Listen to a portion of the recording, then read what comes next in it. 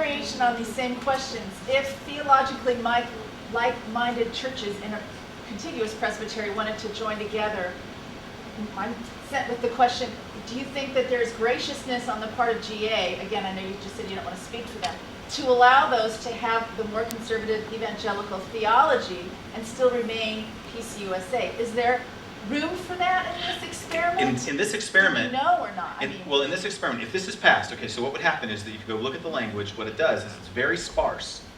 It basically says, here's what would happen to the Constitution.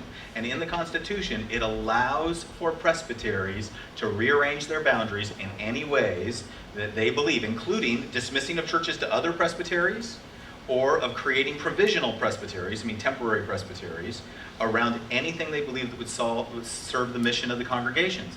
So if a group of congregations came together and said, this organizing around our theology we believe will help us, but we want to do so in such a way that honors the whole and does it in such a way that doesn't cut ourselves off, and then if the presbytery is discerned that that's a good, faithful experiment, then they could give permission.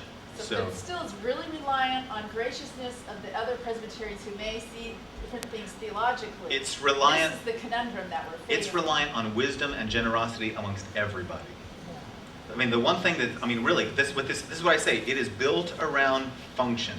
We're going to have to look each other in the eye and say, do we believe this will further the gospel? It is built around the fact that what we'll do is it's no longer forbids. Right now we have a built-in constricture. So the city of Los Angeles has Beverly Hills in the middle of it, and West Hollywood in the middle of it. You can't do that in a presbytery. Right? You couldn't say, this group of us in the middle of it, or these groups and these people here want to be together. You can't do that. It's like contiguous geography right now is the trump card, and that is, I believe that's from the Roman Empire, and that's not, it's really old and has very little to do with Reformed theology. It has a lot to do with our history. Craig Van Gelder wrote an entire book on polity, missional polity, where he talks about the need for both neighborhood and network structures. This would allow the freedom for network structures to be built, but it doesn't call for or insist on anything except for the process to be done wisely and well within presbytery.